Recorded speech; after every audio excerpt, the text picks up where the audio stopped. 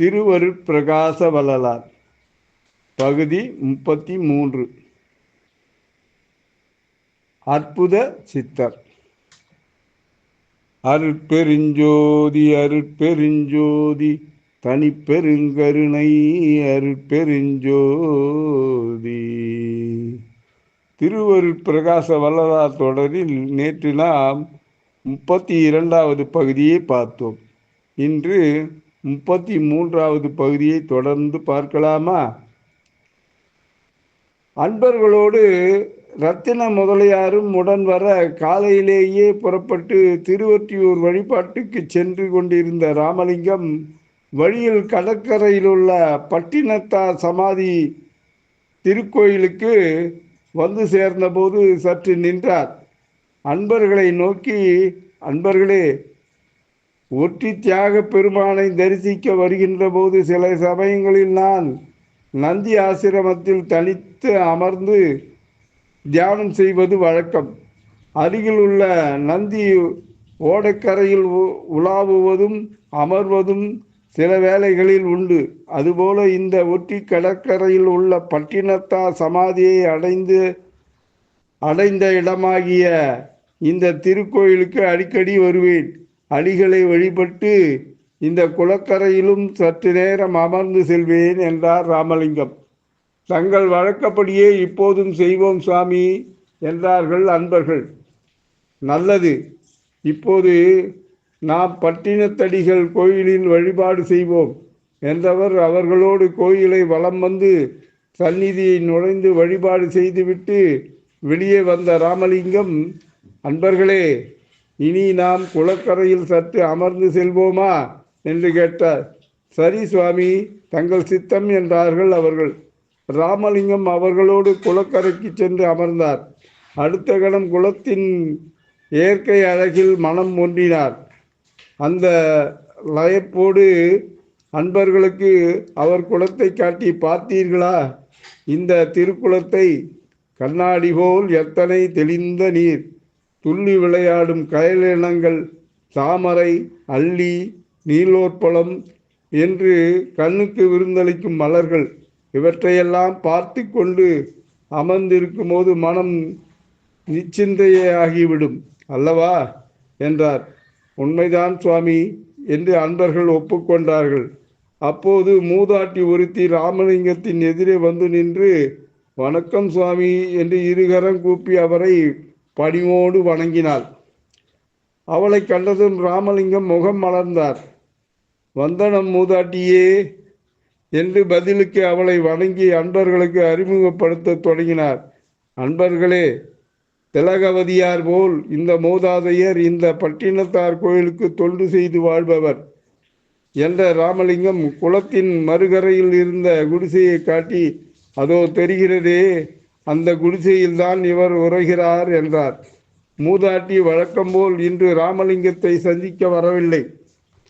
வெகு நாட்களாகவே அவளுக்கு ஒரு சந்தேகம் இருந்தது. அதை நிவர்த்தி செய்து கொள்ளவே இன்று அவள் அவரிடம் வந்தாள். அதை சொல்லத் தொடங்கி, சுவாமி, எனக்கு வெகு நாட்களாகவே ஒரு சந்தேகம் உள்ளது, தாங்கள்தான் தெளிவுபடுத்த வேண்டும் என்று பணிவோடு வேண்டினாள். சொல்லுங்கள் தாயே என்றார் ராமலிங்கம். திருவொற்றியூர் மணலெல்லாம் வெந்நீரு என்று பாடினார் பட்டினத்தார் என்ற மூதாட்டி சற்று தயங்கி அது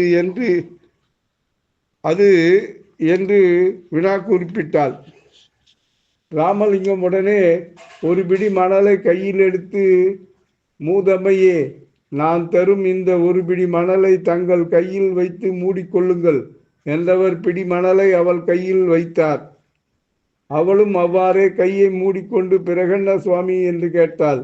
இப்போது கையை திறந்து பாருங்கள் என்று ராமலிங்கம். மூதாட்டி கையை திறந்து பார்க்க ஒரு அற்புதம் நிகழ்ந்திருந்தது. ஆம், அவள் கையில் இருந்த மணலெல்லாம் சிவலிங்கங்களாக மாறியிருந்தன.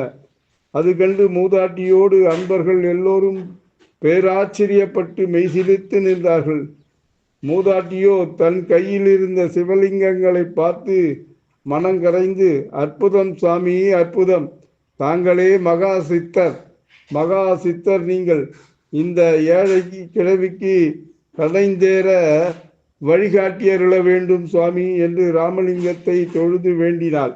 நல்லது மூதமையே, இன்று போல் என்றும் இறை தொண்டு செய்து வாழுங்கள், நற்பதவி பெறுவீர்கள் என்று அவளை ஆசீர்வதித்தார் ராமலிங்கம். இறக்கவும் ஆசை இல்லை, இப்படி நான் இருக்கவும் ஆசை, இன்றி நான் பிறக்கவும் ஆசை, இலை உலகெல்லாம் பெரியவர் பெரியவர் என பிறக்கவும் ஆசை, இலை விசித்திரங்கள் செய்யவும் ஆசை, ஒன்றில்லை துறக்கவும் ஆசை, இலை துயர் அடைந்து தூங்கவும் ஆசை, ஒன்றில்லையே என்று பாடினார்.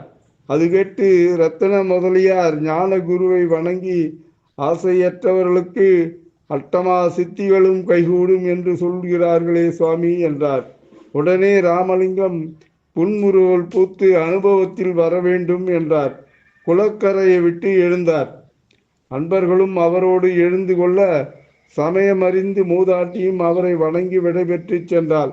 சரி, வாருங்கள், தியாக பெருமானை தரிசிக்க செல்வோம் என்ற ராமலிங்கம் அன்பர்களை அழைத்து கொண்டு பூங்கோயிலை நோக்கி நடந்தார். 2 நாட்களாக மழை வரும் அறிகுறியோடு மப்பும் மந்தாரமுமாக வானம் இருண்டு கிடந்தது. ஆனால் இன்று என்னவோ காலையிலிருந்தே மழைக்கான சுவடு கொஞ்சம் கூட இல்லாமல் வானம் பளிச்சென வெளுத்து காணப்பட்டது. தலைமை மாணக்கரான தொழுவூர் வேலாயுத முதலியார் அணுகத் தொண்டர்களை சோமு செட்டியார், நரசிங்கபுரம் வீராசாமி முதலியார் ஆகியோருடன் அன்பர்கள் சிலரையும் அழைத்து கொண்டு மந்தமாருதம் வீசும் இந்த மாலை வேளையில் திருவொற்றியூர் வழிபாட்டுக்கு புறப்பட ராமலிங்கம் ஒரு கணம் வானத்தை ஏறிட்டு பார்த்தார்.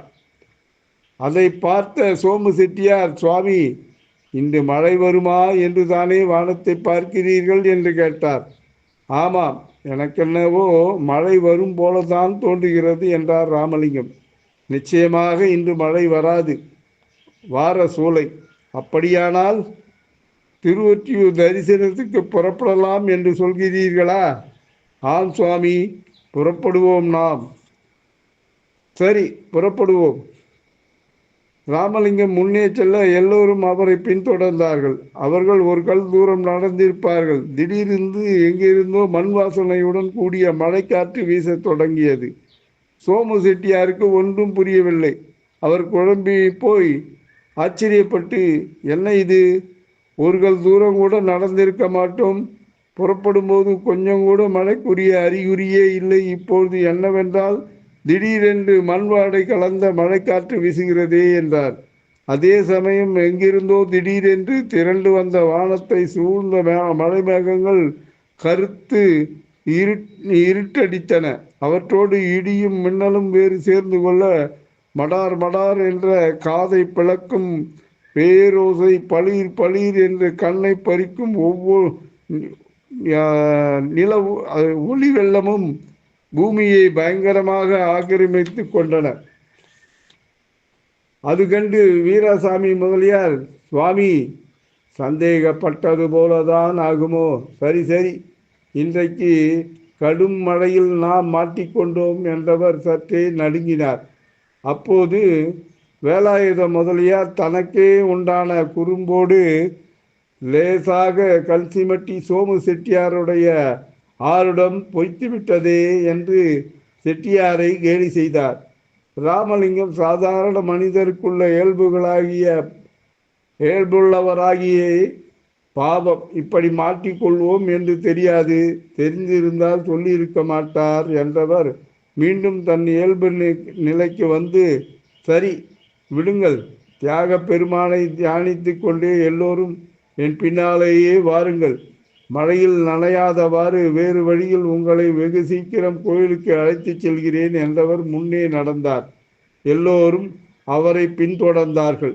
இடி மின்னல் மழை தொடர்ந்த போதும் அவை தங்களை தொடாதவாறு ராமலிங்கத்தோடு எல்லோரும் அதிவிரைவில் கோயிலுக்கு வந்து சேர்ந்தார்கள். அடடா, இது என்ன அதிசயம், அதிவிரைவிலேயே கோயிலுக்கு வந்து விட்டோமே, மழையிலும் துளி கூட நனையவில்லையே என்று அதிசயப்பட்டார் சோமு செட்டியார்.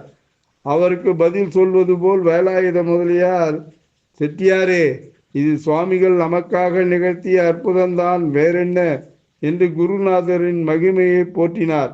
நாம் இன்று வந்த வழி புதியதாக இருக்கிறதே என்று வீராசாமி முதலியார் ஒரு சந்தேகத்தை எழுப்பினார். ஆமாம், இந்த வழியில் நாம் இதுவரை வந்ததும் இல்லை, இதை பற்றி பிறர் சொல்ல அறிந்ததும் இல்லை, அதிசயமாகத்தான் இருக்கிறது என்றார் சோமு செட்டியாரும். உடனே ராமலிங்கம் அவர்களிடம் இது ரகசியம் என்றார்.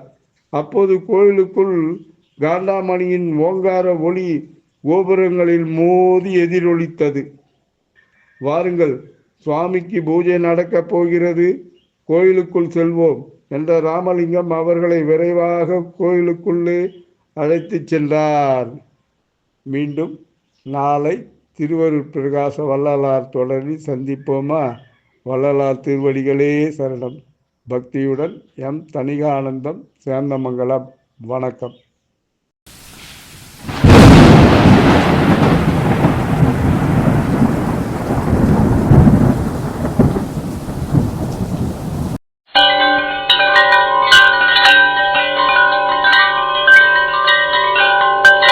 தணிகை டிவியை லைக் பண்ணுங்கள், ஷேர் பண்ணுங்கள், பெல் பட்டனை ப்ரெஸ் பண்ணுங்கள். தணிகை டிவியை சப்ஸ்கிரைப் பண்ணுங்கள். வணக்கம்.